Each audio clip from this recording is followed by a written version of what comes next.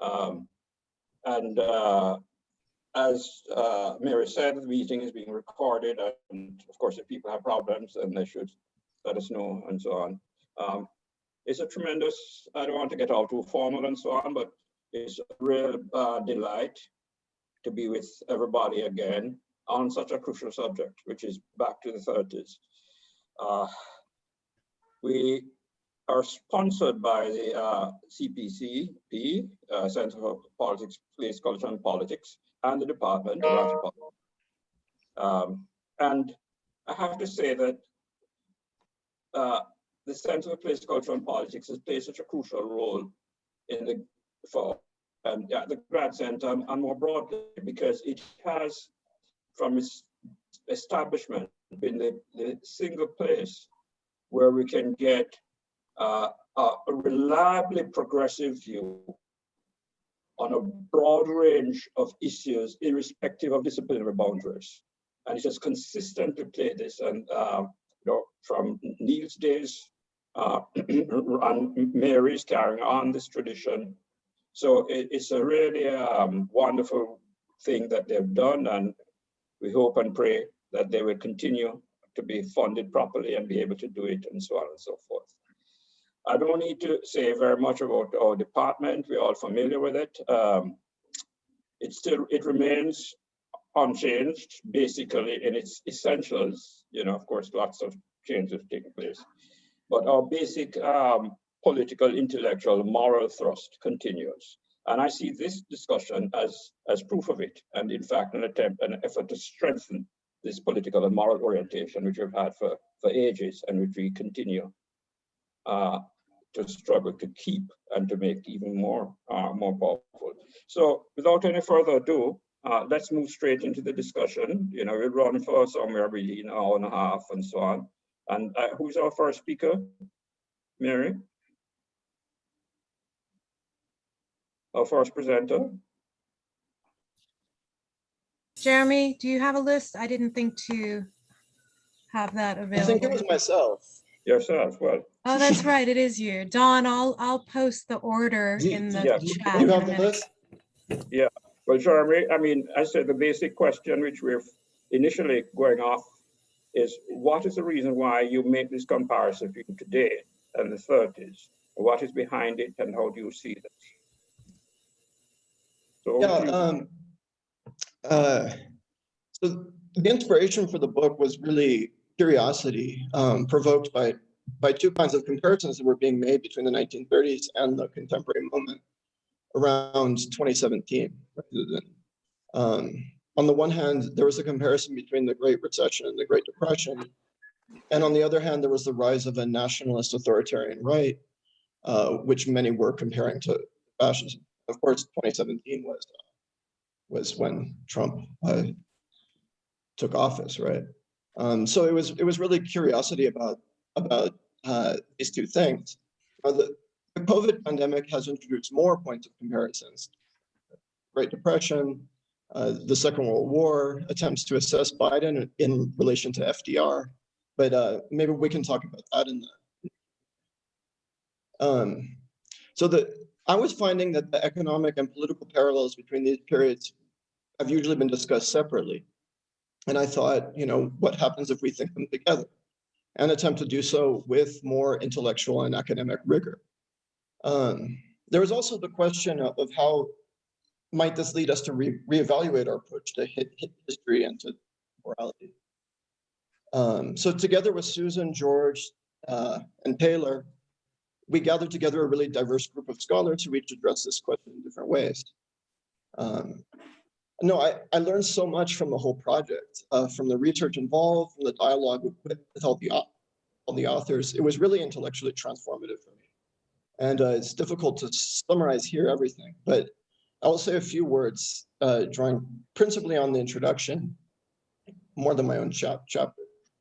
So I came away convinced that there are profound structural homologies between the decades leading up to the 1930s and the period from roughly 1970 to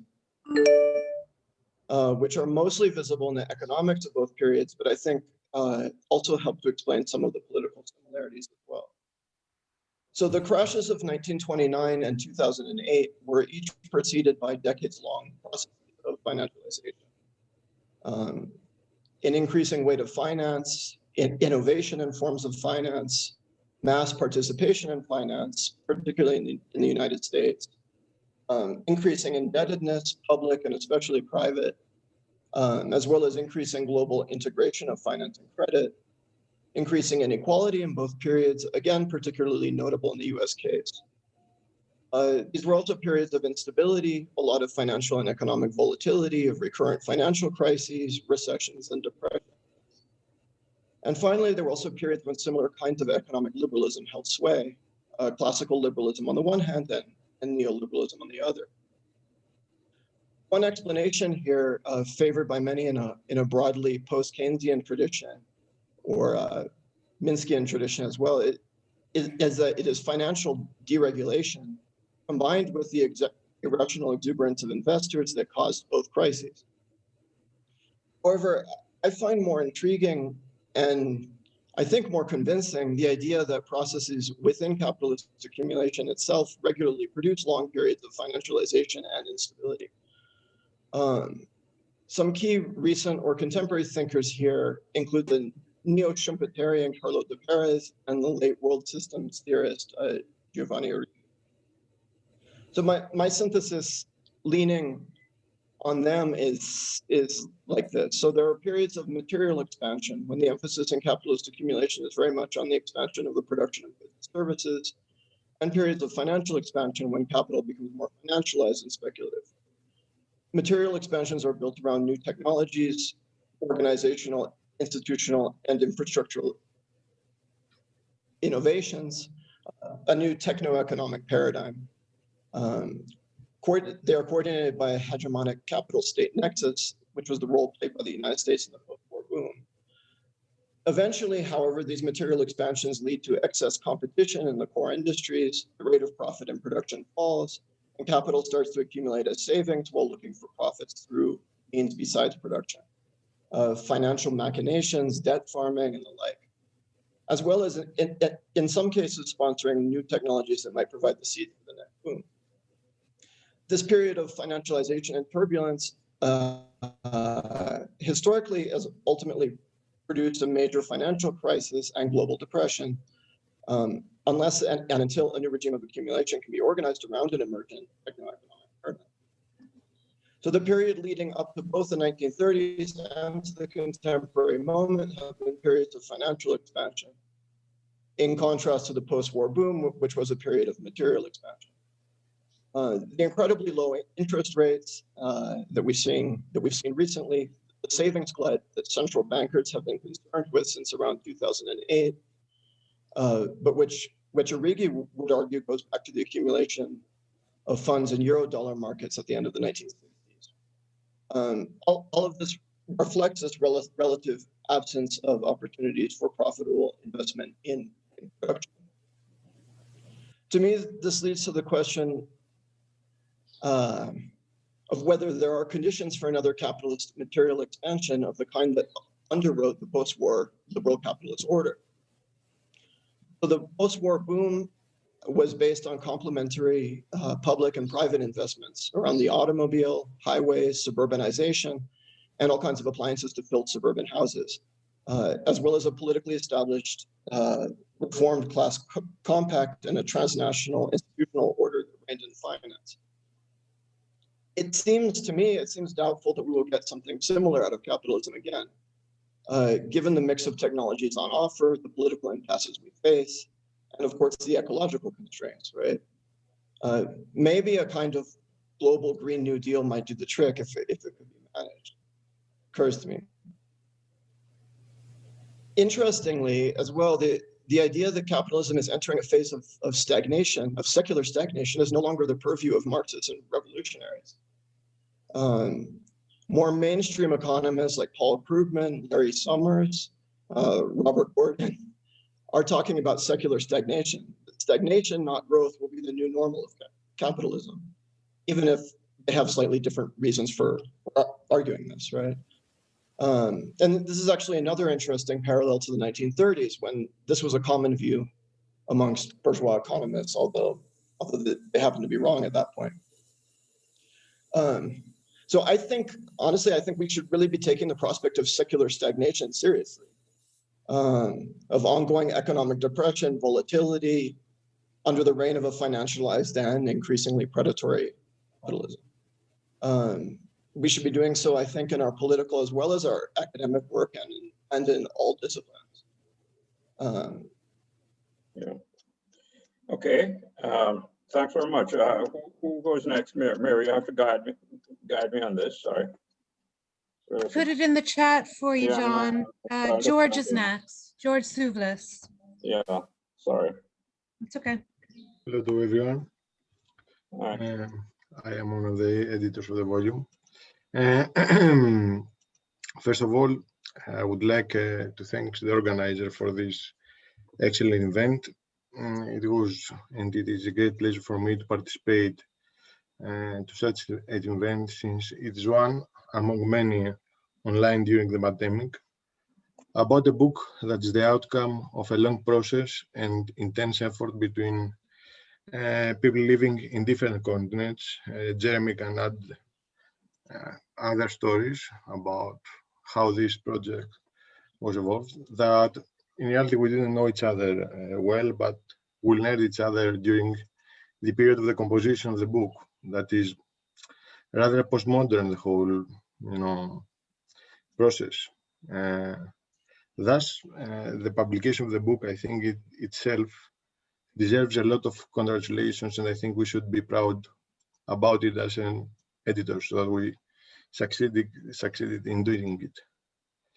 So in a more personal tone, I would like to thank a lot at this point publicly Susan and Jeremy that involved me in this project, because I was not really there from the beginning. I was involved afterwards. Since it was a great experience to collaborate with them, not only because I learned a lot by collaborating and in the more practical level, how you edit a book, because it was, at least for me, the first attempt to do it. And it was, I can say afterwards, it's a quite challenging process, but mostly because with their stance, by collaborating with me, showed me, paraphrasing Cornel West dictum about justice, that collaboration between people is what genuine communism is in practice, and they proved it with the most emblematic ways. So, coming now to the question that has been posed by Don, I will be very brief, since I think it's better to discuss rather than to say a lot. Between the distinct periods, the third century today, and what insights someone can gain from this, I would like to start by mentioning that the task itself of the comparison of different historical periods is quite telling about its epistemological underpinnings, since it challenges in practice the dominant until recently postmodern ethos that was, and it is, I think, hesitant towards generalizations, totalizations, the big questions, and the grand narratives, aspects that are organic part of our book back in the 30s. This is a crucial thing, since the globe finds itself during the last decade in front of successive systemic crises that you have not fully grasped, either as social scientists or as political actors. A better understanding of the conjuncture, thus, can be fulfilled only through connecting its present form with its past structural determinants. In this sense, our present multiple crises can be properly understood, digging into their historical origins, an epistemological step that allow us additionally to explore the openings for alternative future beyond our capitalist realities. For this fact, I think that in this volume we will attempt to understand the present conjunctions through its organic links with the long 1930s. I think it is a sign of a solid starting point in this respect. Another epistemological reasoning that informs the comparative perspective of our volume, and I think, and my paper that I wrote together with Despina Lalaki, is the structural linkages between economy and politics, going against the general epistemological trend that treats them separately. I think it has a limitation, aside here from our book.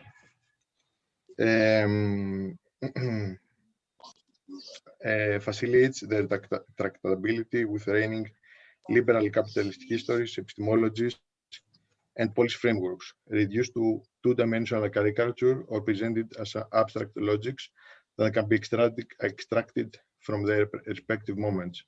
Financial crises and fascist politics can seemingly be avoided through sensible policies and a commitment to liberal ideals and institutions, as if the political system can be expected to act in the general interest to contain economic disaster, while the crisis of liberal democracy can be addressed without confronting capitalism's systemic inequalities. The contributors to this volume are attentive to the lessons to be gained from seeing the rise of capitalism and liberalism as aspects of a common historical process. So I think it is quite necessary, this kind of examination. So my essay that I would like to speak about that is included in the volume compares the different historical political outcomes of financial crises of 1930s and 2000 in Greece, the two global crises. There, the key question that is informs our paper is that we would like to explore how, despite the common cause that was this of the global depression and recession, can be explained historically the fact that we have such we had different forms of governments. In the case of interwar period, in Greece we had a fascist regime, that of 4th of August, and nowadays in the election, in the crisis of 2010, the outcome of this long process was the election of a left-wing party like Syriza party that came to the power. The latter was the only left-wing political party in Europe who succeeded to do something during the period of Euro crisis. Our interpretation for this divergent historical outcomes is based on the analysis that has been promoted by the historical sociologist Dylan Riley, that in his seminal study titled The Civil Foundation of Fascism, attempts to revise the dominant literature on the topic by pointing out that fascism arose where there was a robust civil society and not the opposite, and where the existing political parties could satisfy the social demands that were expressed by the civil society. Metaxas, that was the dictator that came up in the power in 1936 in Greece, was the solution of political status quo of that period, that was promoted as a solution to an emerging civil society which was challenging the political system that could not handle its demands. In other words, the inability of the political parties of the period to satisfy the demands of the working people through parliamentary means made them to believe that ongoing socio-political crisis was possible to be solved only through restrictions of the parliamentary activity, a process that ended up with the establishment of the 4th of August regime. In the context of the current crisis, the key difference with the interwar period had to do with the ability of Syriza, after 2 years of continuous public protest, to channel the reactions from below using parliamentary means and transforming itself to a key institutional pillar of the collapsing political system of the country.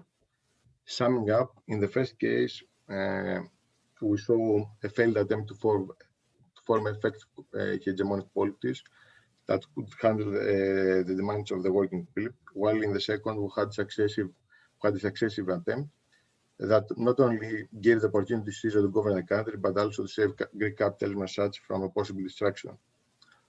What we can learn from this case, I believe the most important thing is to rethink the dialectic between civil society and political parties as crucial aspect that can account for the regime results. It's a Gramscian take that has been not taken adequately into account in our understanding of the way that capitalist politics has been evolved. It can offer us not only deeper historical understanding about how different political paths has been shaped, but also, and more importantly, how as progressive political subjectivities and initiatives can form more effective counter-hegemonic responses to the various threats and challenges we face today. This is what I have to say. Thank you. Well, thanks very much. Sheikh is not with us, unfortunately, because of the enormous pressure they're under in Turkey. You know, we really express solidarity with him, and the difficulties are immense, as many know. So we move on to Mary, and then after Mary is Christine, and then Susan. Okay, thanks everyone. I'm just going to put something in the chat about the struggle that Saigun's involved in, so folks can understand why he's not here today. I'd like to just start by acknowledging a little bit of, well, first, actually, I'd like to thank the editors of the book for all the work that you did. And I'd like to also acknowledge that Despina Lalaki is here as well, George's co-editor, and is also at CUNY. So as part of our difficult decision about who should be part of this event, given how many authors there were. And so Despina being at CUNY was one of the people that we had thought to invite, but I guess George and Despina decided that George as editor might speak as well, but I wanted to acknowledge Despina as being here. I wanted to say a word or two about Saigun's chapter, also because I had thought to refer to it in this brief talk.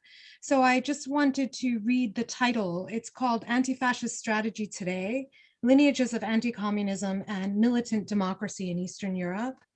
And he's making an argument that anti-communism is a very dominant force in Eastern Europe and the way in which liberalism constructs itself as the arbiter of democracy. So I just wanted to kind of throw that out there as something that we might want to think about as we proceed. Before I say my few words, which I'm going to read, I also want to issue an erratum about a digit that went missing in my chapter, and I would urge you all to actually pencil in this digit because it's a very unfortunate number that emerged from that missing digit. And that is that on page 190, a 5 went missing out of the number 550,000, which led me to say, mistakenly, because of this typo, that 50,000 Jews from Hungary had perished in the Holocaust, when in fact the number is closer to 550,000, in fact, probably more. So I would love if everyone would actually write that into their book for the sake of posterity, because Holocaust revisionism is a real thing. Okay, so it's I'm the first person to actually speak about my chapter instead of about the book. So I guess we're going to move a little bit into specifics in a way that is a little awkward. In answering Don's question, I want to say that my original interest in taking up the 1930s was when I was writing my dissertation, and that dissertation will come out in almost very little changed form in October as a book. But when I was writing that dissertation, I wrote an entire chapter about the agrarian populist movement in Hungary from the interwar period. And what I was working on was actually the long waves of folk dance revival in Hungary. And my ethnographic research was on the folk dance revival that emerged in the 1970s and is ongoing today. So in the process of my research, I discovered that one of their really important institutional predecessors was this agrarian populist movement of the 1930s. So that was my initial motivation for looking into the 1930s. And I wrote that chapter. And then as time went by in 2019, Saigun and another friend, Maria Ivancheva, organized a panel at the AAA conference entitled The Ends of Revolution. So that was the centenary of the Russian Revolution. And I used that presentation as an opportunity to think about things that I was still quite unclear on in terms of why this populist movement took the form that it did. And so in that paper, I placed the movement in the context of some things that were happening historically in Hungary, of course, in the world system as well, but I'm going to speak specifically to the things in Hungary. So among the things that were happening at the time that happened in the decade before the populist movement rose was that at the end of World War I, the Austro-Hungarian Empire broke up into a bunch of nation states, including Hungary, which took a very different geographical form than it had taken as a kingdom under the empire and as a kingdom for a long time. And in that moment, in which, of course, relationships of capital were being rolled out in particular kinds of ways, right? It was a new organization of space, labor, land, tenure, etc.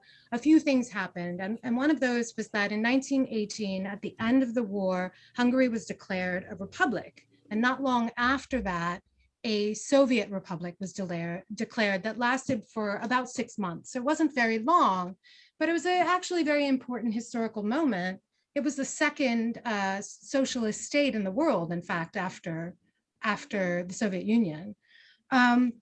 So there were also strong irredentist impulses in which Hungary politicians wanted to gain back the lost territories. So these things were happening, and that kind of culminated in 1920 with a counter-revolution that was supported by the Axis powers that overthrew the Soviet and installed a regency until 1944, in fact. So those are the conditions under which this populist movement arose. And its three pillars were land reform, the franchise, and cultural validation for peasants. So I'll talk a little bit about that more. So that was the thing that I was kind of trying to get closer to understanding how this movement, which had left and right strands, but has been in retrospect characterized as part of the development of fascism in the region, how we could think about it in terms of why it took the form that it did. And so the rise of both socialist and communist movements, the Soviet, and then its suppression by the Regency with the help of international powers was really important in terms of the delegitimation of left forces, but the actual suppression of left organizing as well. So this movement emerged in that context. So at the same time that I was preparing this presentation and that I found, I learned that Susan and Jeremy were organizing this book project. They had given a panel at the same conference, in fact, that I think kind of sparked off this book. I was also being more and more invited to take part in conversations about populism, because in the years that had passed, basically a decade had passed since I had written my dissertation, the language of populism had become ubiquitous, right? So the language of populism was being used to talk about left governments, right movements. I've got a Zoom that I got to get on. Can you silence yourself, please, Jay? Ooh. Thank you. And so I was concerned that there was this Maclaulian use of Joel Short, can you please mute your microphone? Can everybody who's not actively speaking mute their microphones, please? Okay. Now I'm a little lost. I'm sorry. So at the same time, I was being invited to speak about populism, and I was very concerned about the kind of very broad use of the language of populism to refer to really disparate things based on Laclauian devices, right? And so this chapter was an opportunity for me to bring together these different issues, right? The question of the naming of populists and what that might do to develop a kind of liberal anti-populist unity. And at the same time, to think about what does it mean to compare the interwar populist movement and the Orban regime. So I feel like I'm running out of time and I went off my script. So I will just fast forward, I think, to say that a significant difference between that agrarian populist movement, which was not in power, and the Orban regime is precisely that the populist movement in the 1930s was a movement. It did briefly have a political party that was then actually went into the government coalition after the war, a left coalition. Well, a broad coalition that then was actually emptied out by the communists. That's a long story, but was not in power in the interwar period. And the Orban regime, which is very much in power and is consolidating its power using very precise mechanisms. So then what is the comparison? Well, the comparison is mainly the Laclauian contrast between the people and the elite, or the other helping elite, perhaps is the best way to say it. And that opposition in Hungary takes a very particular linguistic form, which is the contrast between what in Hungarian is nép. It translates best to something like folk, or those of you who speak Slavic languages, národ, which is often then translated into nation, but it's the people, right? So it's the nép versus the urbanites or the urbanists. And that binary, because of its long history, tends to also overlap with other types of binaries. And a number of kind of terms that are also often replace or, well, that urbanist also refers to are, unsurprisingly, Jew and liberal. So that's one of the things that does bind these two populisms, is certain types of cultural tropes, with liberalism being a particular type of enemy, and with the ethnic divide, an ethnic division being made between Hungarians and its others, especially Jews. I think I'll end there. I have some other things I was going to say, but I think I'll end there. I do want to point, yeah, I'll end there, actually. Thank you. Okay, thanks very much. Let's move on, Christine, and then Susan. Okay, hi everybody. Thank you for having me, and thanks to the editors for having me in this volume. I am thrilled to be part of this. Why did I want to look at the 30s? I mean, I think the true answer is that I lived my life in a haze of nostalgia for the 20th century in America, and especially as it's sort of the stories that are told about it in terms of decades. You know, it's just something that I have deep kind of love and affection for, and the 30s are particularly interesting to me because it's this moment of the coming together of a certain kind of cultural politics, cultural intervention, and, revolutionary and labor movement politics.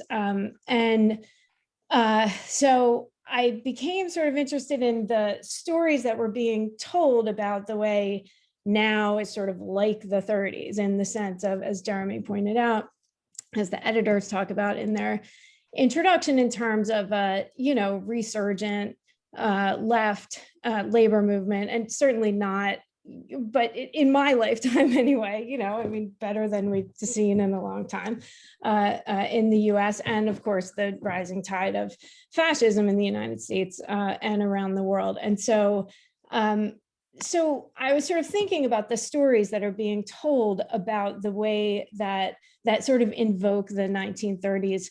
And it just made me think about the way in which the cultural intervention of the 1930s was telling stories about earlier moments of cultural and labor movement radicalism. And that there's something in particular in the story that was being told by the sort of artists and writers and CP and fellow travelers of the 1930s that Michael Denning calls the cultural front.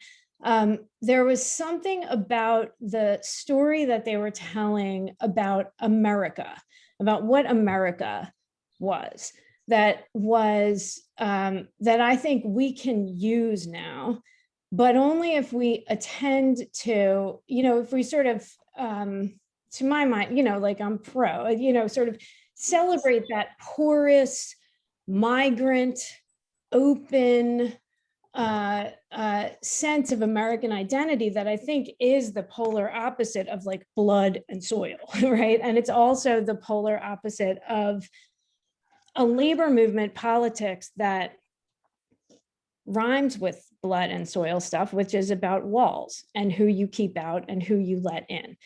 I think that the story that the sort of cultural front, told in the 1930s about America is important precisely because it celebrated that kind of open American identity that was separate from the idea. There was a certain internationalism to it, but and that openness is important, but there was a way in which the narrative closed and left out the part that I think is this kind of singularity through American culture in the 20th century that keeps on driving, that's sort of explosive, and it keeps on driving all of these other moments. And that's really the kind of the earlier moment of a certain libertarian openness, cultural radicalism, and syndicalist labor politics that are just sort of about power, revolutionary industrial unionism.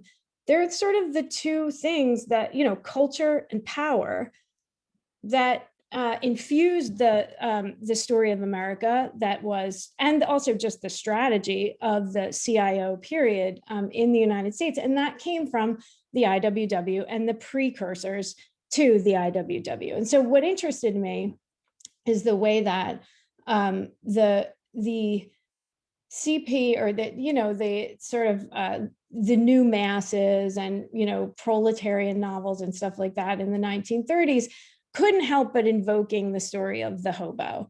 But because they had certain people like Mike Gold and the new masses and others, because they wanted to tell the story in a particular kind of way, they closed out some of the explosiveness of what it is to have this Central American cultural figure be all about sort of movement, migration, a refusal of identity, all of these things that the 1930s storytellers had to invoke, but they also were somewhat uncomfortable with the more explosive aspects of it.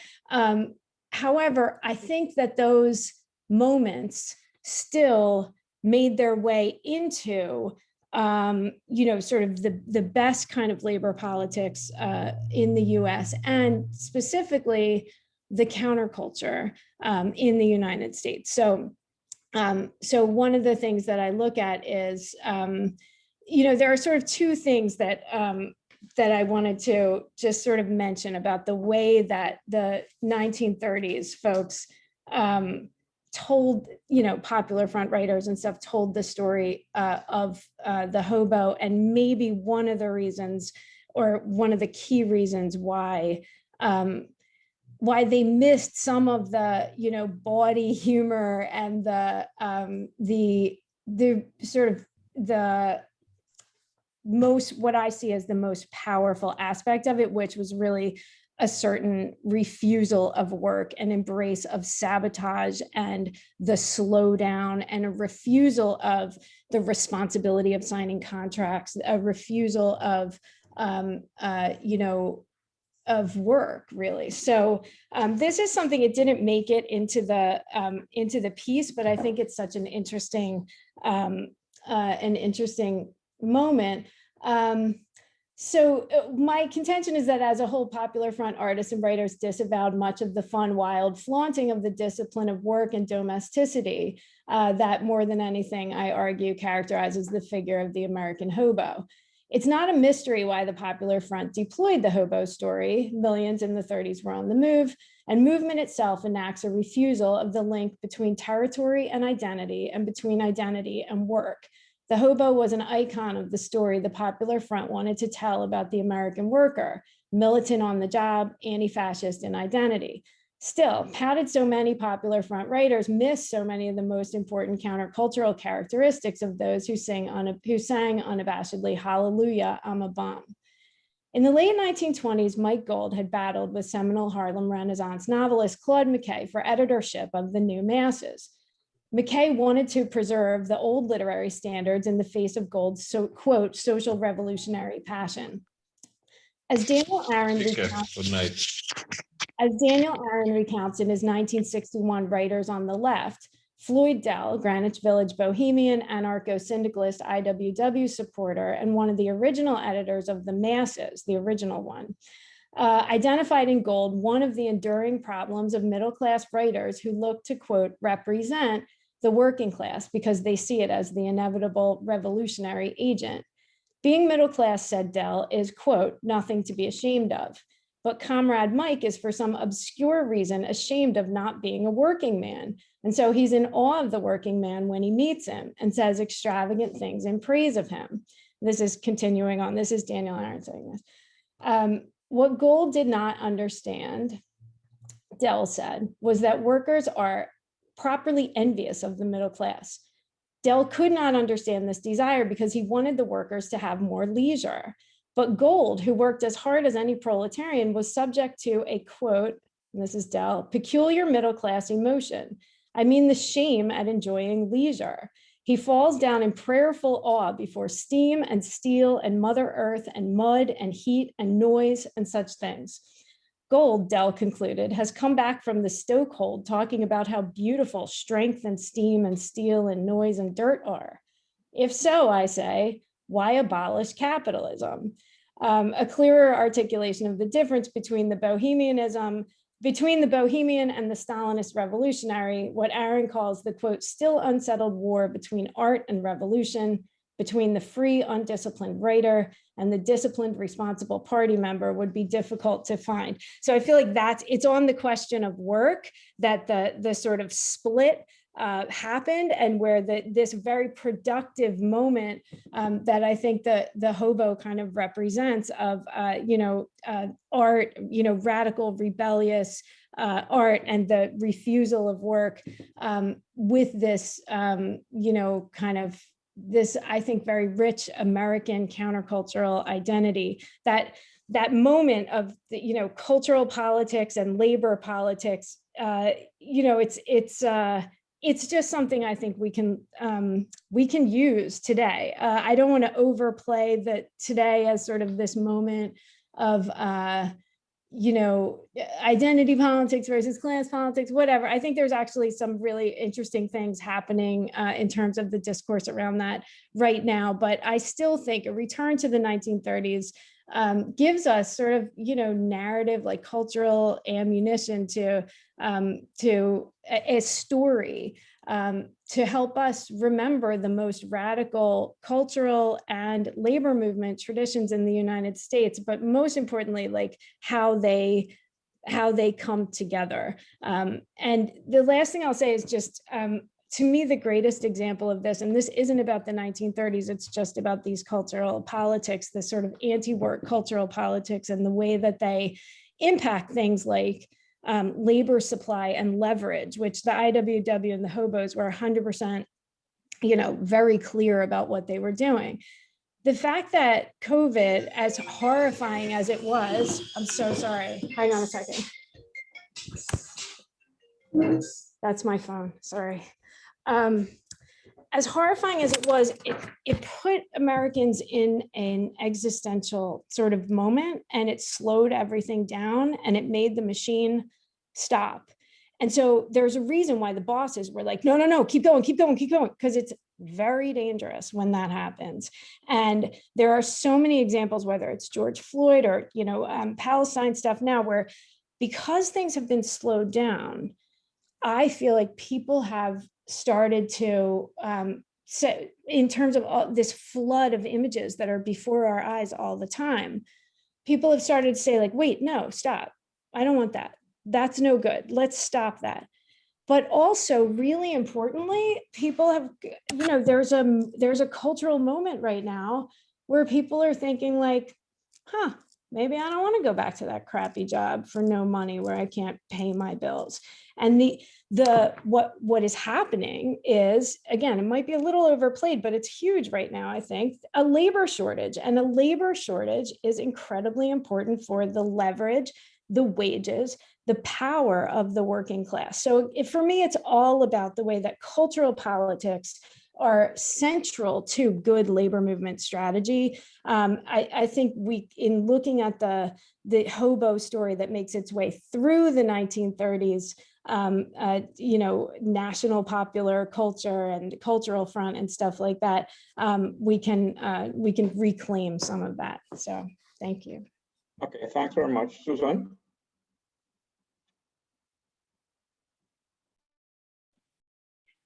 Gotta unmute.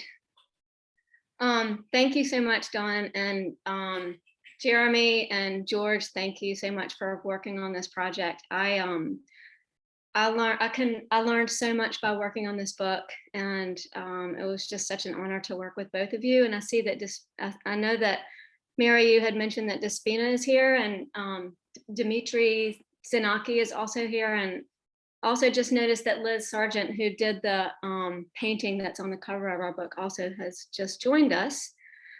So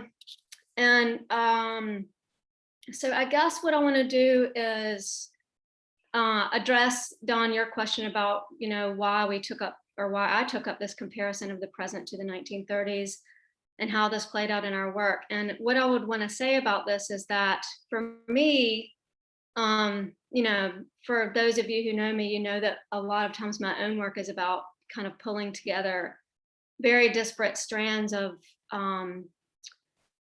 different kinds of work and seeing what can be gleaned from them. And Kristen, I was so happy to hear you mention the phrase, "the machine stops," because I have been thinking so much about Ian Forster's short story that was published unbelievably in 1909 that explores, the kind of cultural and technological politics that I think, are represented in the kind of work that you're doing and the kind of work that so many people whose work was included in the book addresses. When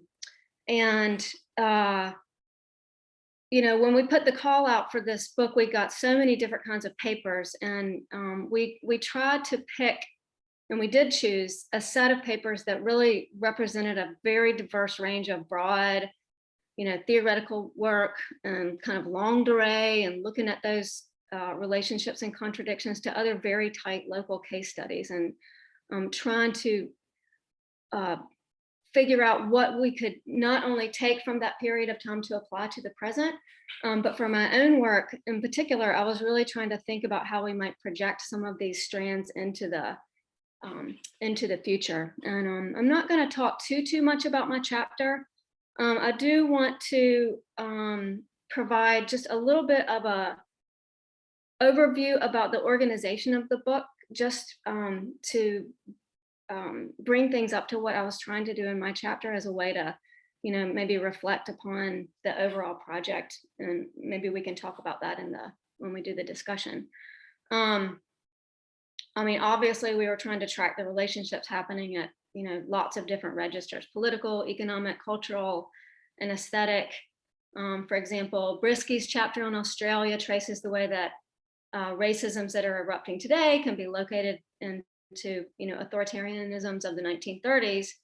But of course, we see this happening in ways that draw upon a layer of, religious xenophobia that, in a sort of contemporary way, advances neoliberalisms, but rather idiosyncratically construed, locally construed in so many important ways.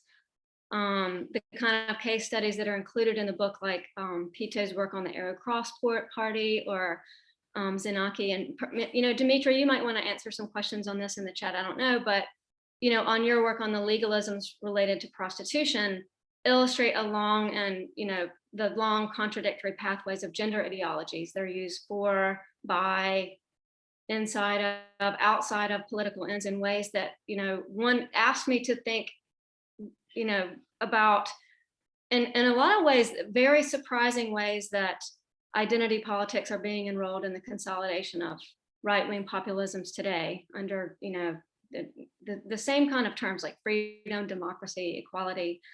And, I think in some ways there was no more fascinating consolidation of these kind of contradictions in our own country than Jacob Chansley, AKA QAnon shaman, whose really spectacular makeup and, almost couture made up, was such a media splash. And I was very, very interested in following that, micro story, really, about the way that his attorney argued that he needed organic food because the chemicals that are in the regular prison fare were, represented an intrusion to his, pure shamanic body. And I thought that was such a fascinating, example of kind of cultural and technological politics that are running through all of these different kinds of contradictions. One of the many kinds of threads that run throughout this text, and by the way, Jeremy and I had such a fabulous time making the index for this book, and it really helped us to see almost a third book that's, sitting up on top of the logocentric text, are the issues of affect and aesthetics. And a number of the chapters take on the circulation of ideology along aesthetic registers of, the kinds of things that Mary and Kristen were just talking about in terms of song, art, dance, poetry, and even philosophy and so forth, which I always find very gratifying, because I'm always keen to explore the way that, what Crispin Sartwell calls the art politic is advancing various kinds of projects and counter projects in ways that are both, affective and somatic. And so to heighten this, we worked with the authors to locate images that go with the chapters in the book. And these images are not meant to be illustrations. This was, we did this in many ways to expand the kind of logocentric understanding of these connections. And the images are really meant to be bridges, almost like dreams between the chapters or inside of the chapters that were presented to develop the reader's sensibilities to implied potentialities and to create links both between the chapters and beyond the chapters into the contemporary and into the past and hopefully into the future in all kinds of different ways. And it was very interesting and also gratifying to work with artists like Shepard Fairey or Valro Sinisi, and to look around in popular and historical archives for materials that, for people who were trying to solidify ideas that were related to or sometimes very contradictory to the kinds of things that we and the other authors in this collection were located and trying to explicate. Some of the authors even created their own images, which I think was a really interesting exercise, you know, for people who are used to using a kind of analog argumentation to try to find ways to reflect what they were saying in a symbolic and in a visual fashion. Emma McNally, that was the artist that I worked for my chapter. She works with charcoal, and of course, you know, the purchase of charcoal and paper, if any of you have ever used charcoal, it's just like extremely gratifying to see the way that the paper receives the charcoal. But I thought it would be interesting to include that along with my chapter, because of the way that the material and the media embodies time and life and death. And I mean, you know, in addition to the formal qualities of the work. So, you know, we were trying to look for and to suggest new metaphors through which we could think about the arguments that were being presented and the connections between them. And of course, the cover of the book by Liz Sargent was, you know, a painting that pushes the notion of entailments and heterarchies and contradictions, while also, you know, casting forth the local conditions that are powered by the uneven momentums of the 1930s. And so for my chapter comes at the end of the book, and it is meant as a kind of reflection and also a projection into the future, I suppose. But I was trying to look at some of the ways that the ideas developed by the Jesuit scholar Teilhard de Chardin, whose work sought to reconcile Catholic, you know, the ideologies of the Catholic Church with developing anthropology, especially in the realm of human evolution, has been wielded by the twin valleys of silicon and finance in ways that, you know, we're really only just glimpsing.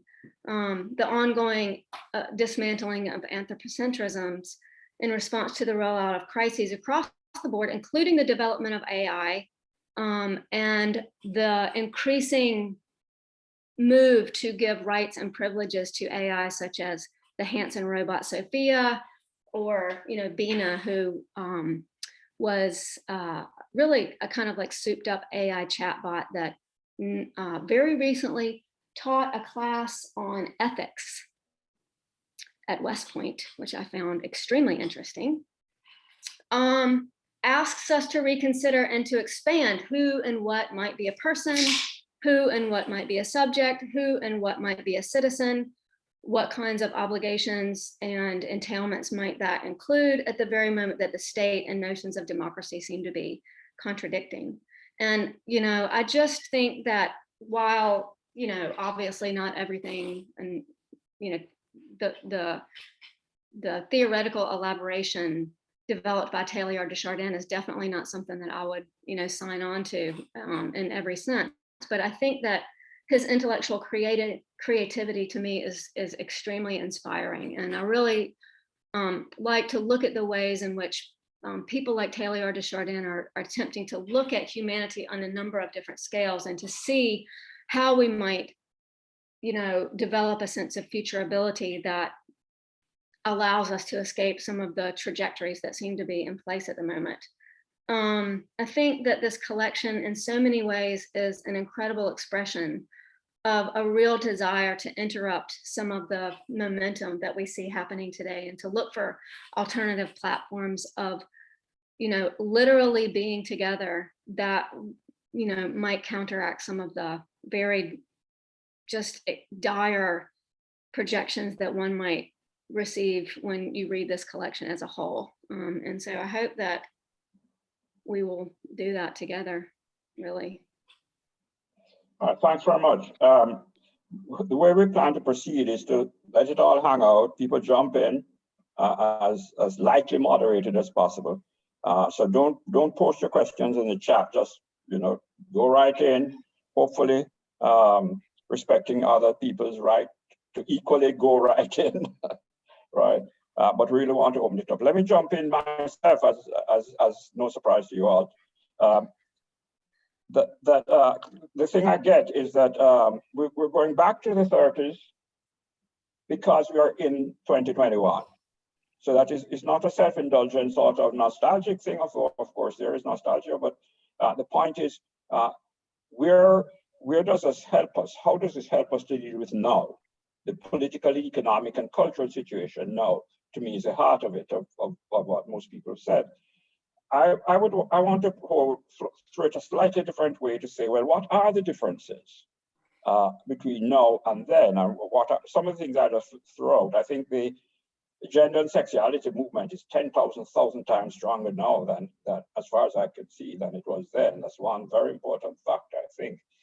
I think also the reaction of finance capital is different. I'd love to hear Jeremy's view on that. US finance capital, it seems to me, got scared by fascism. And in fact, rushed to the Biden camp as a sort of last-ditch effort to revive liberalism and Keynesianism, and is quite happy with the Keynesianism of Biden. And this is very different from the 30s, it seems to me, and I connect that to the fact that there really is not a major threat of communism abroad and that kind of thing. I think the third thing I'd throw in is the whole situation with China and the whole, in fact, not just China and Asia generally, and the state of the global. I don't think you can equate China to Japan in the 30s. I think this is quite different, right? And not just China and Asia, but and Asia as a whole, but I think the whole situation in the Middle East, I think, and the whole Arab-Israeli thing and so on. I think there's a whole zone, and the situation in Turkey, which I can for that matter, there's a whole zone of politics outside of the United States, outside of the West, if you want to put it that way, which is a much bigger factor today than it was in the 30s, where you did have Japan and so on. But anyhow, I wanted to throw that out as to the differences, and of course, race. Race inside the U.S. at any rate, and not only the U.S. but also in the West. Anti-Black racism and the fight against anti-Black racism. This never existed in the 30s at all. And I think this is an extremely important thing. So a number of things, I think, I have no grand theoretical synthesis to explain all of these diverse things, but I just throw them out on the table for people to think about, and let's hear how others think. Who wants to jump in? Please feel free. I think the point about finance is really interesting and very, very important. I think all the points were very interesting and important, of course.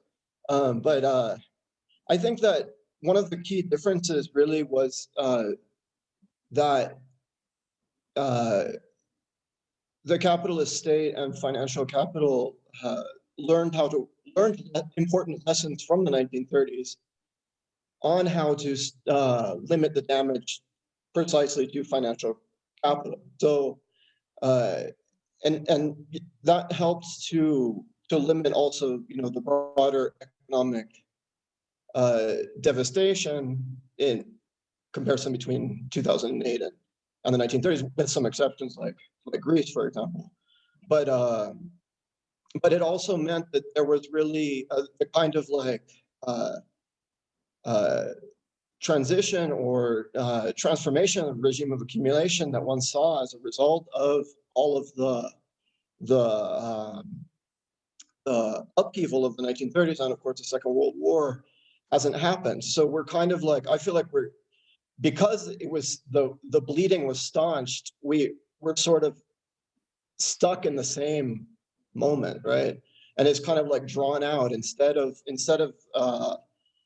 experiencing this profound crisis, and which provokes, this devastating war, which of course under contemporary conditions we could not endure, right? Humanity would destroy itself in a world war on the scale of the Second World War. But that means that the kinds of transitions that happened as a result of the crisis of the 1930s, which included the suppression of finance, included a new kind of class compact, which included a transformed regime of accumulation, which included the rise of the United States as a clear hegemon over the world system. Those kinds of transitions are not available today. We're just kind of limping along in the same institutional order, more or less, and they got good at using the lessons of the 1930s at sort of limiting the damage. I mean, it's very interesting that Bernanke is an academic specialist in the 1930s. He was an economic historian in the 1930s, and you know, he was decisive. Adam Tooze's book on the crash, you know, argues how decisive Bernanke was as a figure in coordinating the sort of crisis response in 2008. And again, with what we saw with the initial moves, you know, there was at the beginning of the COVID pandemic, it looked like there was going to be a total meltdown in the financial system, and there were unprecedented moves by the Federal Reserve, a ton of money. I mean, I don't know that I'm not really good with numbers, but it was unprecedented, right? All of that has sort of it worked. It worked for the moment, right? But it also worked to ensure stability. And I think it also applies to the situation that Don was commenting on the rise of Asia. I mean, I think another interesting aspect of Giovanni Arrighi's work is how prescient he was about that. But I think also the fact that we do not have a world war, thank God, right? But it also means that the capacity of China to establish itself as a kind of world hegemon, replacing the United States with that kind of influence and power that the United States had as a result of its victory in the Second World War, is really difficult to imagine. So we're in this. I feel like we're in this sort of situation of sort of stasis. I don't know. Yeah. Yeah, well, I think the global thing is very different. You know, I mean, think of the 30s. You had it was a Western world in the 30s. You know, it was US and Western Europe and Germany and what have you and so on. And everybody else was colonial or semi-colonial. Japan was on the horizon. But today it's very, very different. And you see this in the dilemmas, in the paralysis of Biden's foreign policy. You know, I mean, is he against Israel or for Israel or who, what? And they can't find a position, right, on this. Is he anti-China or is he pro-China? Or the finance capital wants good relations with China. There's no question about that, right? So I think the global terrain, the politics of the global terrain is very, very different today. Although I agree with you that the sort of general economic crisis has profound similarities. But let's hear from other people, please. Can I say something? Sure, of course. Okay. You just probably, I heard that the sexual movement was not so powerful during the 30s. That's my impression. I may be wrong. Yeah, I will not agree, actually. I think that it was really powerful. And for this reason, they try so hard actually to destroy it. And if I can make a point, it was actually the period that developed a psychic norm. That means that if we want to understand the norm that you described just before, the Western norm, actually developed through Western sciences like psychiatry, forensic medicine, biology, criminology, psychoanalysis. And actually this norm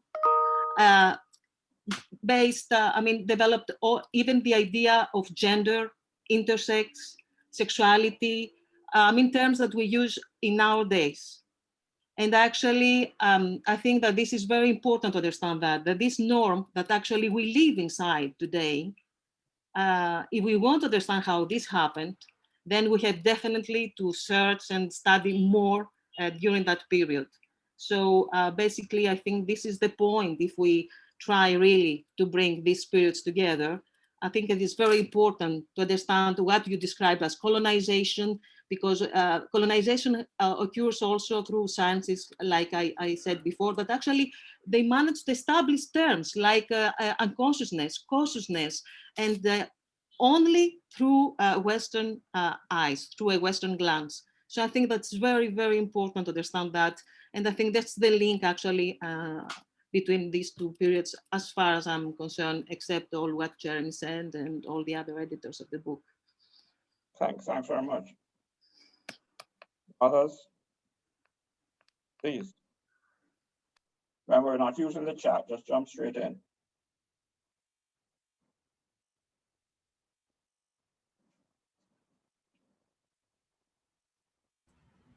Yeah, I have a question for Mary. This is Jay Arena. Great presentations. Mary, yours was pretty fascinating, but I was wondering if you could draw some parallels, direct parallels between this earlier fascist period in Hungary and Orban's politics. Is it, you know, a direct parallel, or some elements that are drawn from the Horthy regime, or you know, a totally new incarnation? I mean, most of what Orban has been doing is I would say there's rhetorical reference. There's a lot of rhetorical and symbolic reference to the Horthy regime, but in terms of the actual policies, they're very different. It's an entirely different world in that sense.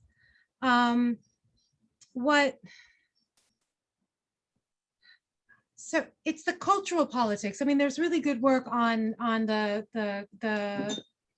you know, kind of Fidesz, the structure of Fidesz governance that I won't go into, but I could, you know, give you references to, Jay. But you know, one really important thing is Hungary's dual dependencies, and of course, Hungary is one of the things that's considered unorthodox about Hungarian economics right now is the move to have debt relations with China and Russia and even some Central Asian countries in order to lessen its dependence or balance its dependence on the West. So that's something that's very important, I think, in terms of a strategy. And of course, that goes in the populist category, interestingly, right? But so I would say that the actual parallels with the Horthy regime, well, there is a kind of a certain type of irredentism. So one of the ways that Fidesz kind of developed its legitimacy was through pushing for a referendum on dual citizenship for the Hungarians over the border. So for folks who don't know, there are ethnic Hungarians make up the largest ethnic minority outside of their, you know, home country in Europe, which is the result of the division into quote unquote nation states after the First World War. Not only did Fidesz push for dual citizenship, but a particular type of dual citizenship, and when entering power, actually then legislated that dual citizenship and actually gained quite a lot of votes in that way as well. It's not the only reason why it's been able to reproduce itself in power, but so that's one thing, irredentism, right? And so I think irredentism connects with many of the kind of cultural themes, and this kind of, you know, it's like kind of like the counter story to Kristen's story in a way, right? Is like the way in which Fidesz refers to Horthyism in order to be able to fill in that urban folk divide in various different ways that resonate in order to build power. But it's very different in terms of the actual policy. So there's a kind of rhetorical thing going on, and there's a policy thing, and they're very different. But it is very interesting in the way that these policy measures, these unorthodox economics, the move towards China and the East are all kind of packaged in as part of populism in very kind of interesting rhetorical ways in terms of the anti-populist charges. Rhetorical anti-Semitism is extremely important on the right in Hungary, but Orban is, his regime is very close to Israel.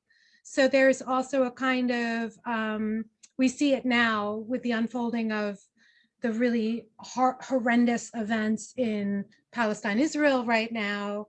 We see that well, Merkel, even before this, was praising Orban for its pro-Israel stance. So it's a very interesting formation where there's a pro-Israel policy position, but there's the work of anti-Semitism is very present, although there's very little anti-Semitic violence per se at the moment. Okay.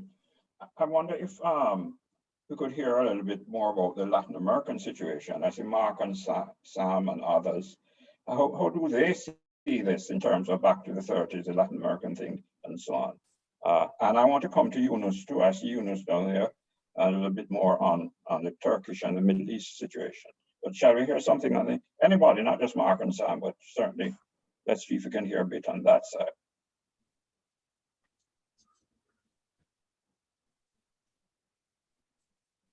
Shall I unmute you? There we go. Unmuted. Thanks for putting me on the spot. I think, you ask about the situation in the Americas. Well, it's a very big place, but I think there are a number of interesting movements to both ends of the political spectrum during that period in different places in Latin America. Some short-lived socialist experiments, the leftward turn of the Mexican Revolution under Cárdenas with the expropriation of the oil interests and the creation of the red agronomists and land reform and so on. But at the same time, you have these figures becoming important in places like Brazil, who were really sort of sympathetic to Mussolini and to European fascism, and who modeled themselves on that. And indeed, there were forces within the leadership of the Mexican Revolution in the early years who also went in a very fascist type direction. I'm thinking Vasconcelos in Mexico, who was the Minister of Education and the proponent, the original proponent, according to many accounts, of the idea of mestizaje, of mixing between Europeans and Indians and so on.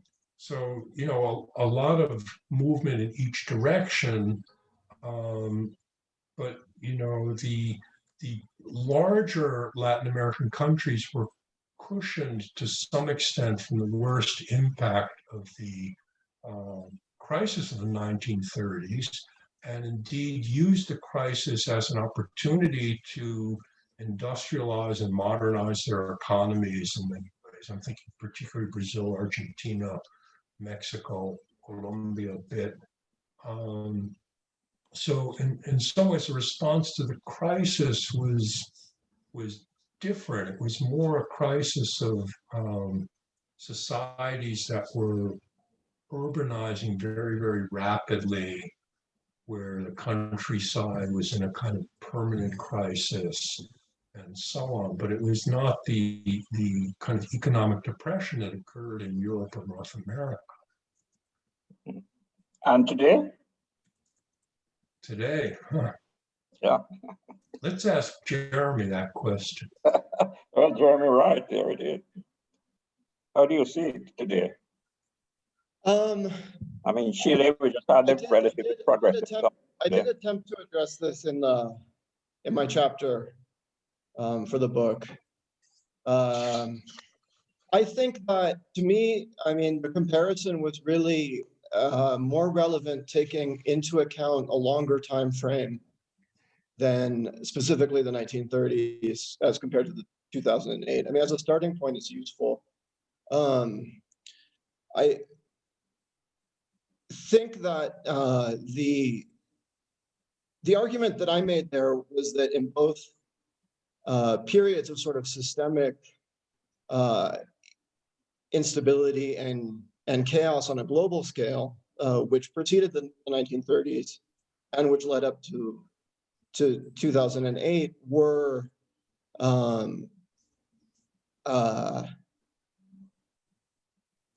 impacted the Latin American region in similar ways. Increased volatility of commodities, dependence on external capital flows, and these kind of moments generated sort of and the sort of the absence of a kind of, I think one of the things that's really interesting is about this kind of post-war boom period, which is kind of the contrast to these two periods, is the way that it seemed to provide a kind of development model for countries all over the world, right? Which was basically install manufacturing industries, build steel, do automobiles. As illusory as that might have been as a pathway, it seemed viable. And even it was sort of equally, it could be implemented in a socialist way through central planning, or it could be implemented through a kind of Fordist way, right? So there was a sort of clarity about a kind of development path, right? Which I feel like was not the case before the 1930s, and was really not the case. It is not the case today. And I think that a sort of resurgence of the kind of political movements that are populist in the region has a lot to do with this. I think that in the chapter, I argue that they are kind of manifestations of passive revolution. The sort of passive revolution combines an attempt to kind of like incorporate some demands from below while implementing capitalist modernization from above. And for some of the reasons that Mark laid out, the passive revolutions of the 1930s, 1940s in Latin America were quite successful at generating economic transformations, specifically industrialization. In part because I think there was this emergent techno-economic paradigm of mass production that facilitated a kind of transition of that kind. I think that the contrast to the kind of pink tide at the beginning of the 21st century here is notable, because they really, I think, stalled on this point. There was no, there were sort of attempts to kind of imagine what would be the development path or post-development path, it's whatever you want to call it, right? But they really didn't transform Latin American economies at all. So we're back, I mean, in the same situation of dependence on in the southern part of the region, right? As Mark said, it's again, and complex region to generalize about, right? But the sort of the idea to use the commodity boom to engage in a kind of economic transformation that would lessen dependence on natural resources was didn't pan out, and that left all of these supposedly progressive governments vulnerable to the fall of commodity prices. Even one of the things that I also argue in that chapter, which I sort of came to understand, is that even the boom and the commodity super cycle, which was this incredible surge in raw material prices, right at the beginning of the century, almost without precedent, which it enabled a lot of these kind of transformative political projects, was in a lot of ways sort of, I mean, it was the outcome on the one hand of urbanization in China, right? Development in China.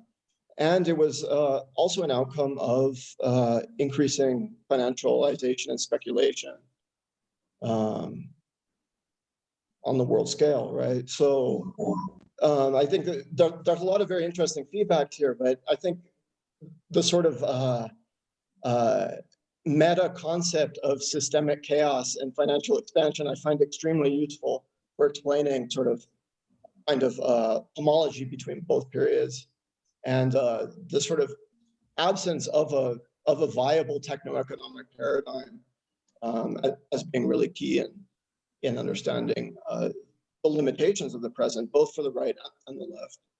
Yeah. I wonder if you could move a little bit to some of the issues which Kristen raised. Very interesting, sort of literary, cultural issues and so on. I'm curious as to who is the gold of today, or is that an inappropriate question? I mean, what's going on in that area today? Could you say a bit about that? I mean, I'm not too, Well, I think that I'm often accused of being overly optimistic and seeing good things where, I see like a little something and I'm like, hey, yeah, this is something, we can work with this.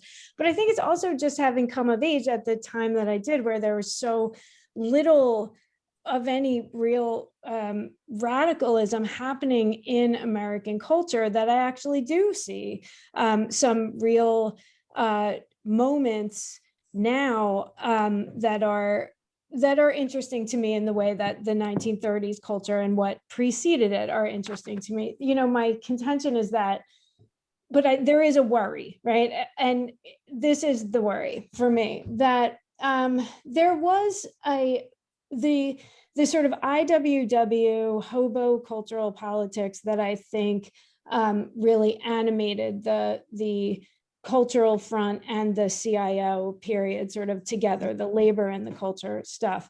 I think that really made its way, like I said, through the 20th century in sort of subterranean moments, but especially in the countercultural politics that, really were so prominent up until, I would say, maybe like the late 1970s. And I think as a moment of capitalist class struggle, that kind of rebel counterculture was the Woodstock moment.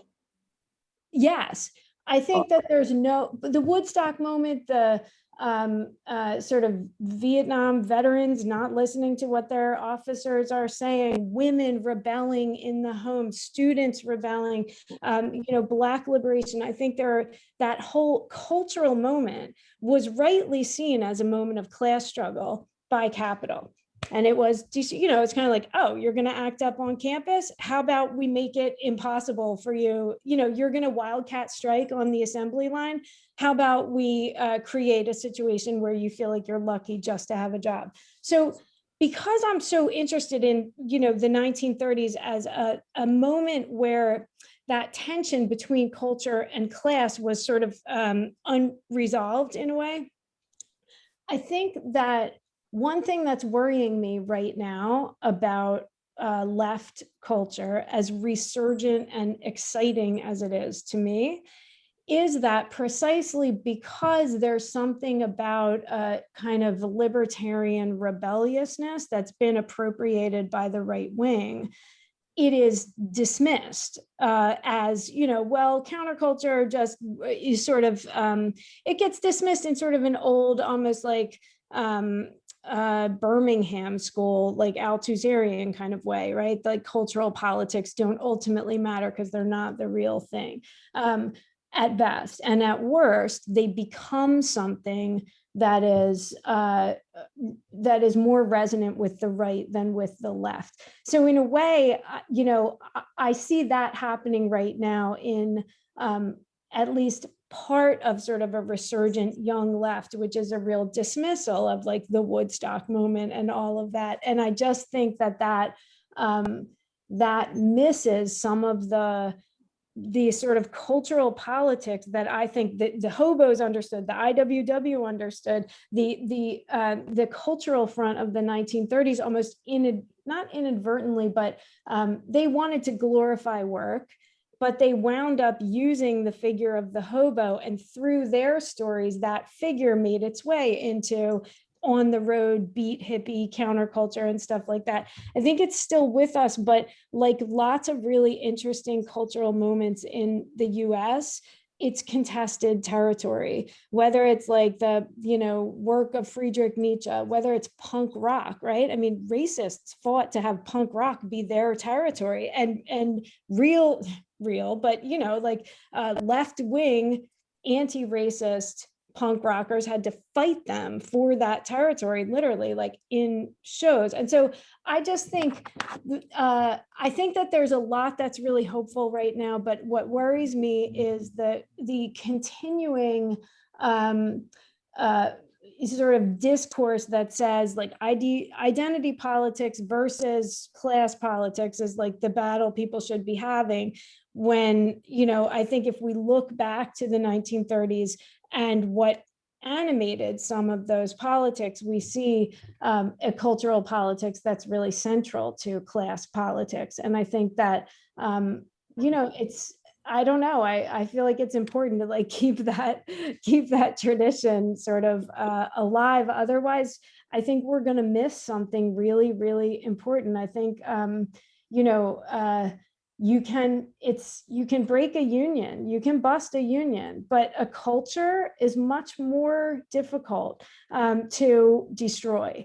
And so I think that cultural politics are our friend. You know, I don't see things happening like the stuff we saw in the 1930s at the moment. And part of it has to do with, I don't know, we'll see how New Dealish this new administration is, and if there is some kind of a push to support artists, writers, stuff like that. I think that is one of the central differences. Yeah. And something that's really important. But also, even before any of that WPA stuff, you know, the IWW was just very clear about songs and posters and cartoons and comedy, stand-up, soapbox stuff. So I think in a way we have to claim that those cultural politics as our own in order to push the other. Yeah. Very interesting that we haven't heard any sort of WPA stuff. Yeah. The Biden side and so on. Very interesting point, actually. Really interesting. Thanks very much. Any questions? Anybody wants to jump in? Please feel free. We have, like 10, 15 minutes left. Susan, is there anything you wanted to add?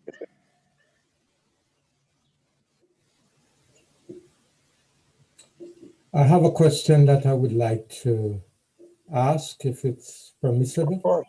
Of course. And that's to you, Don, with regard to your summary in terms of the 1930s then and now. Yes. And there's, especially with regard to the whole question of politics, that in the 1930s, as we have, can you say that there was a major political party in the United States was completely fascistic, and officially so? And well, just and how that is related to the whole question of financial capital, that it can go on its merry ways, almost oblivious to any type of democratic process, and function quite comfortable in fascism. Yeah, well, very important thing. Others would know better than I, but fascists were very strong, much stronger than people concede in US, in New York. They had a major event at Madison Square Garden. You had Henry Ford and leading members of the capitalist class were openly fascist in practice. So even though you had the German American Bund, I think it was, right? Mm-hmm. Even though there wasn't a political party, as far as I know, there was a very, very strong movement. And there's an account recently about how worried Roosevelt was about fascism winning electorally in the United States. And this was a major preoccupation of his, certainly in the early years, and so on. And I think this is really an important thing to study more, and for people to connect more to today, because because there are differences, but there also are similarities, I think. I don't know if others want to speak, but this is a very, very important thing. A side question I want to make, though, on this, about the situation, it's really interesting. Situation in the Caribbean and in Africa, sub-Saharan Africa and North Africa to some degree. There's a kind of neoliberalism has a hold, has a political and ideological hold, which is quite something, you know, so that the intellectuals and the politicians and the policies which are being pursued are sort of straight orthodox IMF, World Bank stuff. People talking about free market, this, that, and the other. I mean, it's like a different era in a funny kind of way. There's this tremendous sort of, you sometimes want, and the atmosphere in the university campus is very different from in the West, right? The atmosphere in the university campuses, I don't know about Latin America, certainly Caribbean and West Africa, we have a little knowledge of, very sort of neoliberal engineer, that thing, you know, we want more business courses, we want more engineering. So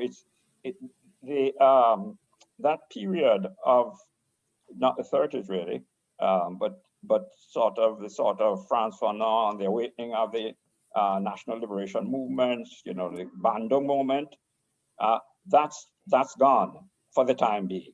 But I want to come back to this specific point in terms that what is literally, although it's not made so officially, that we have we have a conservative party and a fascistic one. That's the two major parties. And what is the implication of that, globally speaking? And what are we supposed to be preparing for? Because since it is not going anywhere, and it is actually incorporated in the society at every level that you can think of. And so how do we prepare ourselves to deal with what seems to be kind of inevitability in terms of the unraveling of the so-called democracy in America? And what is the implication of that for the world? Well, I don't know what my feeling. I'm mixed. I'm sort of cautiously optimistic, to tell you. That's my attitude to it. I may be wrong. Others may have a different view. I think they have. Sorry, let's others jump in. Can I just ask, Everett, will you rephrase for just a minute when you say a fascist party and a conservative party? You mean the Republicans as fascists and the Democrats as conservatives, right? Yeah. Okay, I just wanted to make sure that we all see the way that you're laying things out. Okay. That took me a minute too. Yeah, I wanted to say something to go back to the 1930s in the United States. It wasn't just the German-American Bund, which was very strong in New York and on Long Island and a number of other places. The 1930s was also the birth of right-wing talk radio in the United States with Father Coughlin, who was hugely influential among particularly, but not only the Catholic population, which in New York at that point was probably a third or even half the population. And the grip on the particularly Irish and Italian neighborhoods was pretty firm in a lot of cases. And this, of course, reflected a bit the international situation, because during the Spanish Civil War, the Catholic Church in the United States was very pro-Franco. And of course, the Popular Front and all its adherents, and I can go back in my family, and that's the people I grew up among. They were on, of course, the loyalist side, and there were conflicts in New York triggered by differing, by people who were on different sides of the Spanish Civil War. Well, I think it's a difficult question to answer. I have no answer. I think my own feeling, politically speaking, is that one has to go to the broadest forces, a sort of anti-fascist type front, And I think it can be done. And I think in a way it is happening in a peculiar kind of way, but perhaps not as rapidly. And it's very tenuous, let's put it that way. But it is happening. It's a very difficult thing. Listen, folks, I'm sorry to tell you this, but it is in fact 10 to 12 here, and maybe 10 to 2 10 to 1 where you are. But we have to wind up, unfortunately. We want to thank Mary and Jeremy and Susan and Christine and George very, very much. It's a tremendous effort, and all the authors of this book. It's a tremendous effort. Everybody knows that this stuff is not an easy thing to do, right? And especially under these conditions, really, really hard. So it's a tremendous achievement. We want to thank all the participants for coming out and jumping in and so on. And we look forward to more. So thank you all very, very much indeed. Okay, have a good summer. Take care. Thanks, everybody. Thanks, everyone. Thank you so much. Thank you. Thanks, Bye. Tom. Thank you. Bye-bye. Great summer.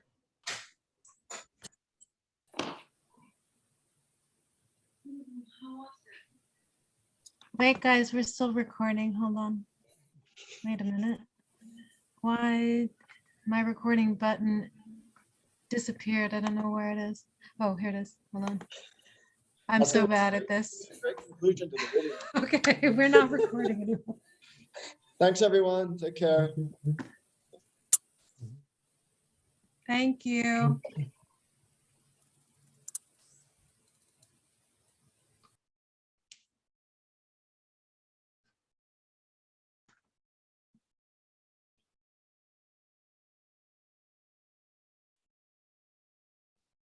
Bye, Susan. You're muted. Okay. All right, Mary. Mary, what I was trying to say is I want to see you in person. I know, me too. And you were like so enthusiastic about coming to New York. And I was like, I oh know. I no. want to see everybody. I want to see you and talk. Well, maybe there's so many authors in this book, we can easily do other events, but I would love to see you. Do you ever come up? Well, my life is a little bit off the rails at the moment, but I want to come up there and I want to stage an exhibition of all of the images and do something, with the just with the chapters and the images. I think it would be really interesting to try to, pull that out a little bit. I didn't really get to say, I was going to talk about this issue of virtuality that, is making, to me, is one of the most important differences between the 30s and now in terms of, money and art and politics and protest even is virtual and all of that stuff. And I feel like it's being under considered in all of this. And I totally agree with you. I wanted to bring it up actually with what Kristen said when she was talking about a slowing down, because I think that a major difference is that, okay, it seems like a slowdown, but it's a speed up. The time-space relationality and the kind of reactivity, which is like lots of access to information, not a lot of time to decision make, and not a lot of like kind of intimate organizational form that kind of like holds you to deliberate with others. Yeah, I mean, there's a lot of putting out, but there's not a lot of taking in. And I just, in The Machine Stops, he's kind of talking about that in a sense. I mean, he's talking really probably, I guess, about radio, but I just think that this is a layer of this that we might bring forward somehow. I'm not really sure how, but, this. Do you know Catherine Carl? No. At the Center for the Humanities? She's the person who runs the gallery, Susan. Oh. I don't know what's going on because of the whole COVID thing. She's usually scheduled, the gallery's usually scheduled like for a year, kind of thing. Yeah. But it could be interesting to approach her about it. I can either introduce you if you want to just write and say I said to write, Okay. Yeah, because what I'm thinking too is like, like I wanted to bring up India because the RSS was founded in the 20s, right? And it was like, so that there are these other things that didn't make it into the book, just because not everything that could come into the book.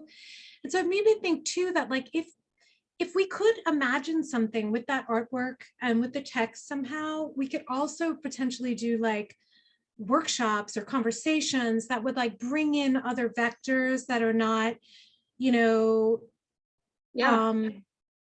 don't seem to be relevant, right? Because I think like one of the really interesting things about this event is like it was so white, right? Mm-hmm. And I think that that's because when we think about fascism in the 30s, it seems like a white thing, right? It seems like a European thing. And so it's harder, like when Everett asked that question, like he's bringing in like the fact that it's not just about, that he can see that through line. But I think in like a lot of the current movements, it's kind of like this like other thing, this irrelevant thing. And I see it a lot also in like the movements, you know what I mean? Like the kind of anti-fascist thing is kind of separated out from the Black Lives thing, or, like all of these things. And so it'd be really interesting too, to think about how we could have like workshops or discussion groups that kind of activate some of those themes in the book. Yeah, but maybe like geographically open them up, or like temporally open them up, Totally. And I don't think that that's something like, even though it's like, now's the time to sell the book, it's not like if Catherine said, oh, I can let you do it in a year, it's not like it's going to be irrelevant in a year. Well, it's not, I mean, beyond just like, of course I want the book to sell because I think people should read it, but definitely. Yeah. I also think that this is a project. This is just to me, I didn't want to say this, but I'm like not very optimistic about all the future. I'm actually see it as when I first read the first draft of this book, I was really thrown into like an existential crisis. I was so upset when I saw the chapters as a kind of suggestive collage. Yeah, I really was, and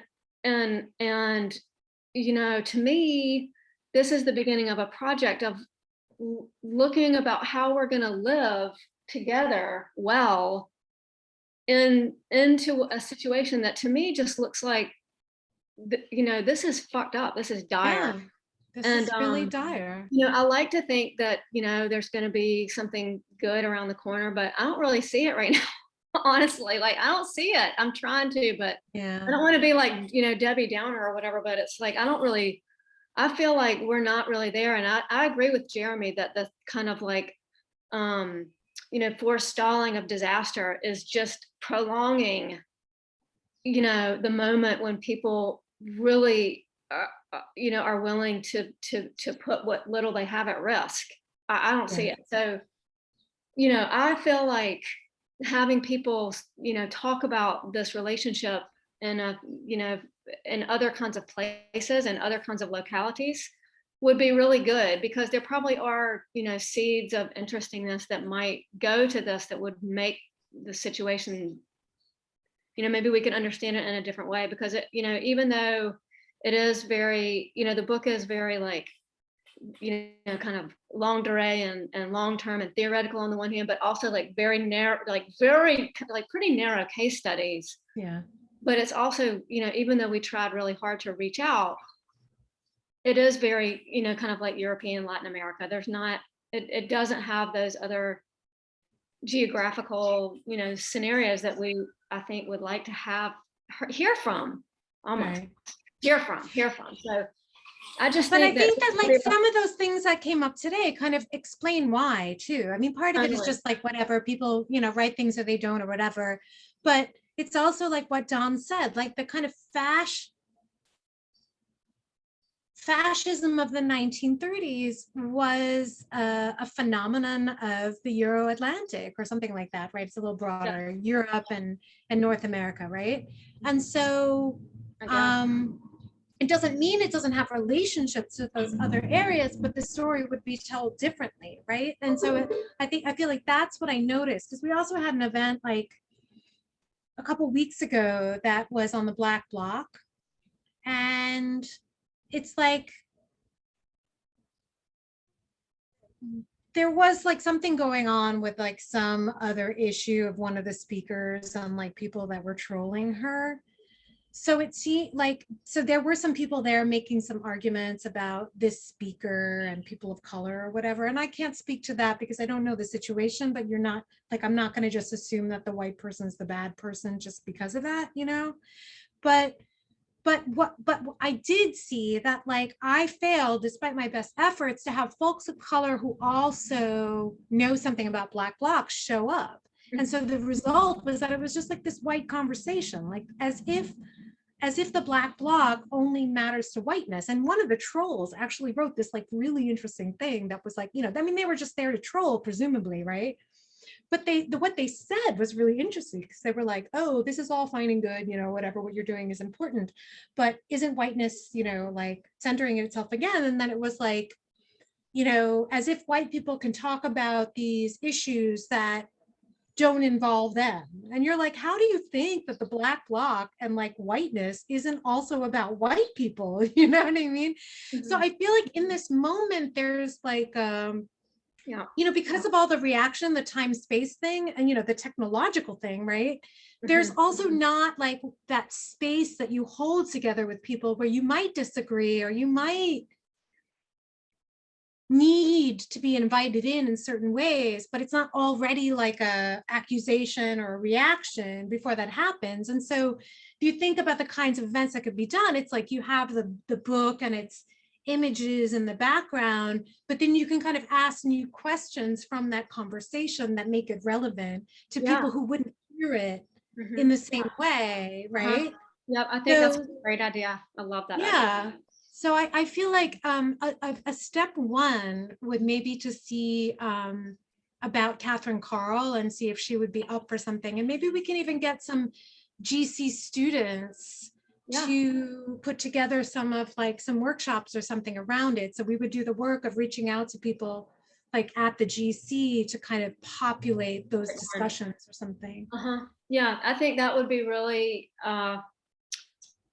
fruitful, actually. I think it would be really, really interesting to, I mean, because, you know, I learned so much from these chapters and I, you know, I don't know these histories in a lot of places in the world. And I would love to hear somebody speak to this, you know, from places that maybe, you know, that I really just don't know that much about. Simply because my interests lie elsewhere and I, you know, can't know everything and nobody can, but. Yeah, you can, right. But you can bring people together to have that collective learning. I think that would I think that is what's so amazing about this book. So, you know. So let's keep in touch about that. Let's see if we can kind of, you know, make that move forward. Yeah, let's do that. That would be good. Okay, I'll work on that a little bit. And then that'll be the process by which we get to see each other as well. Cool, even better. Okay. Unless I make it down there or you make it up here at some point, which both would be nice. Yes, they would. All right, come anytime. All right, my dear. All right, so good to see you. Thank you for making this book happen. God, thanks for organizing this, Mary. Appreciate it so much. Sure, I wish you were live. Okay. Next time. See you later. Okay. Bye.